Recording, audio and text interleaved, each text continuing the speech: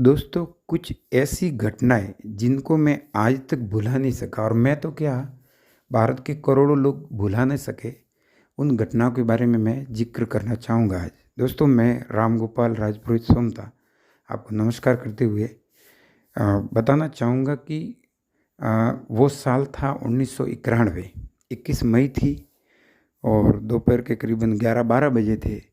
हमारे घर में एक रेडियो था मर्फ़ी का, काले कलर का, मुझे याद है। तो उस ब्लैक कलर के मर्फ़ी के रेडियो पर पापा समाचार सुन रहे थे और अचानक से उन्होंने कहा कि बहुत ही गज़ब हुआ है, बहुत दुखद हुआ है। राजीव गांधी भी इस दुनिया में नहीं रहे हैं। पेरम्बटूर में एक चुनावी सभा में उनके ऊपर जानलेवा अटैक हुआ और वो नहीं रहे अब इस दुनिया में। तो मुझे याद है दोस्तों, शाम तक तो ये खबर सब जगह पहुंच गई और टोले के टोले गांव में महिलाएं तक बातें कर रही थी। उनके तीसरे दिन हम मोदरा गए थे आशापुरी माँ के दर्शन करने के लिए, सपरिवार जीप में। तो वहाँ पर भी कुछ महिलाएं, कुछ पुरुष और बहुत इमोशनल मैंने देखा दोस्तों। अब चाहे कोई कैसी बात करेगी, लेकिन उस समय राजीव गांधी के बारे में बहुत इमोशंस थे लोगों के प्रति। दूसरी एक घटना, ये पहली घटना मैंने बताई। दूसरी घटना जिसने मेरे जीवन पे बहुत प्रभाव डाला वो थी 1996 में, जब अटल बिहारी वाजपेयी साहब पहली बार इस देश के प्रधानमंत्री बने और जब टीवी पे उसका लाइव टेलीकास्ट आ रहा था तो हम सब बैठे थे और मुझे याद है बड़े बुजुर्ग भी बैठे थे, टीवी पे हम सब देख रहे थे।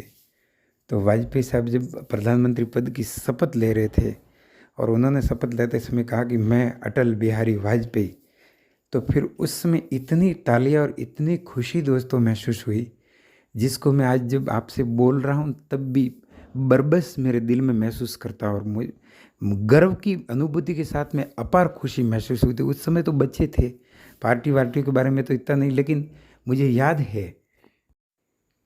तीसरी घटना जिसको मैं याद करना चाहूँगा वो थी 1998 जब मेरी शादी के कुछ ही दिनों बाद में भारत ने, उस समय भी प्रधानमंत्री अटल जी थे, अटल जी के कुशल नेतृत्व में एक बड़ा साहसिक फैसला लिया गया और पोखरण में परमाणु बमों का परीक्षण किया गया। तो ये उस समय एक बुक आती थी जिसका नाम था इंडिया टुडे। जी हाँ दोस्तों, तो इंडिया टुडे में उस समय मैंने पढ़ा, हमारे घर में लेकर आए थे श्रीमान शंकर लाल जी साहब, एक्स प्रधान जसवंतपुरा। तो उस बुक में लिखा था पाकिस्तान ने उस समय कुछ मिसाइलों का परीक्षण किया था, तो बड़े खुश हुए थे वहाँ के जो पत्रकार और सारे अखबार और जनता में। तो किताब में लिखा कि उनका पटाखा और हमारा धमाका, मतलब उन्होंने तो मिसाइलों का परीक्षण किया और इधर अटल बिहारी वाजपेयी साहब ने पोखरण में परमाणु बमों का परीक्षण कर लिए गए। तो ये तीसरी न्यूज़ थी जो आज तक मैं भूला नहीं दोस्तों। चौथी एक ऐसी घटना, जब हमारे टीचर्स ट्रेनिंग थी जसवंतपुरा में। पहले क्या दोस्तों, एक एक महीने की ट्रेनिंग, गर्मियों की छुट्टियों में भी वहाँ बुलाते थे और एक एक महीने वहाँ रहना भी पड़ता था, बिस्तर वगैरह भी साथ लेके जाने पड़ते थे, बर्तन वगैरह। तो जसवंतपुरा में हम गए और उसी समय कारगिल का ये जो युद्ध था ये हुआ।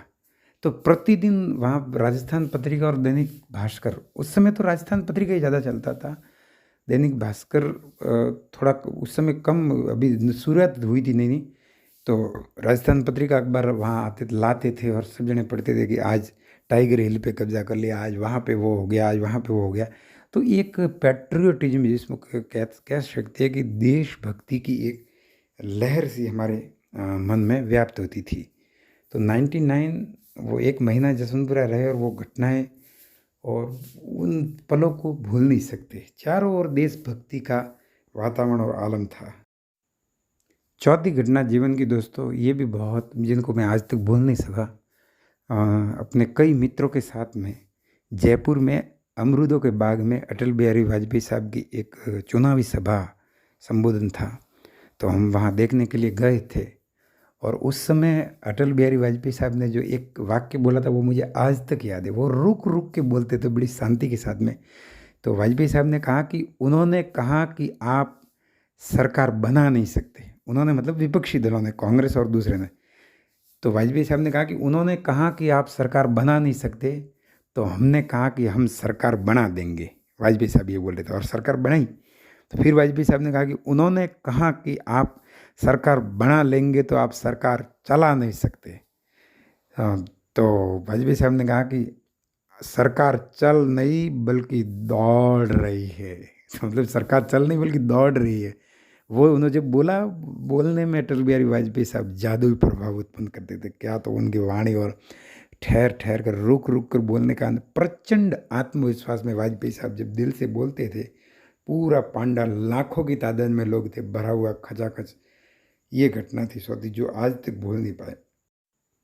दोस्तों, यूँ तो जीवन में प्रतिदिन अनंत घटनाएं घटती है और जीवन में अरबों घटनाएं घटती है, लेकिन ये कुछ ऐसी घटनाएं हैं और अगर ये सीरीज आपको पसंद आएगी तो इसमें मैं लगातार ऐसी घटना जो मेरे जीवन को प्रभावित किया, मैं उनके बारे में बोलता रहूँगा। जब आप इसको सुन रहे हैं, कोई गलती हो तो क्षमा करें और मेरे चैनल को सब्सक्राइब करें।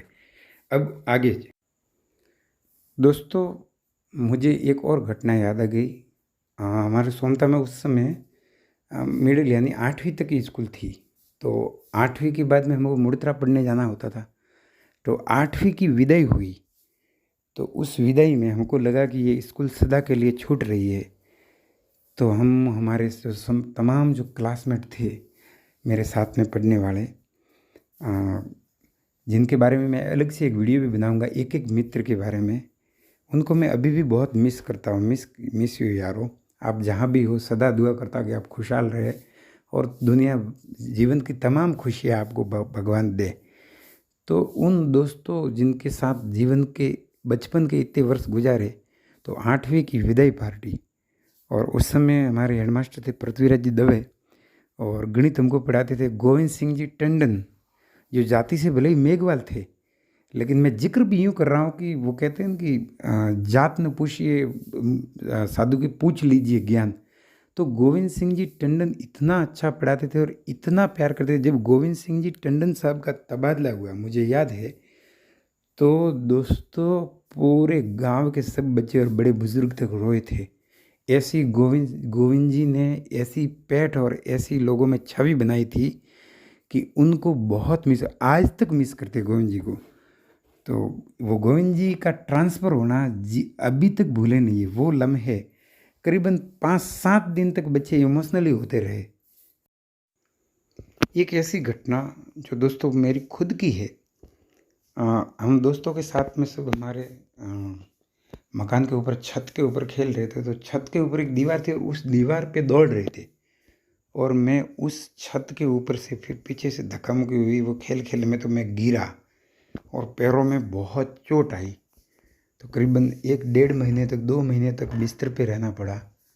तो वो दौर जीवन में मैं भूल नहीं सकता। एक दोस्तों शायरी याद आ गई कि कभी खुद पे तो कभी हालात पे रोना आया। जब संवेदनशील बातें आती थी, बात जब निकली तो हर एक बात पे रोना आया। एक हमारे और गुरुजी थे सुरेश जी शर्मा, बहुत बनती थी हमारा उनके पास में जाना। उनके एक बेटे थे राजेश करके। तो एक और गुरुजी थे हमारे गजराज सिंह जी चौहान। सोनता के इतिहास में गजराज जी को कोई कैसे भूल सकता है दोस्तों। एक हमारे मुड़तरा के गुरुजी थे हस्तीमल जी। हस्तीमल जी को भी बिल्कुल आज तक हम भूले नहीं हैं। दोस्तों, जीवन में अनंत ऐसी घटनाएं और अनंत यादें। दोस्तों, अनंत और हजारों यादों को धीरे धीरे करके मैं समझ लूँगा। आप, इसका मतलब ये नहीं कि ये बात मात्र इतनी घटनाएं थी। घटनाएं तो अरबों है, लेकिन मैं धीरे धीरे आप सबके साथ में उन यादों को बांटता रहूँगा।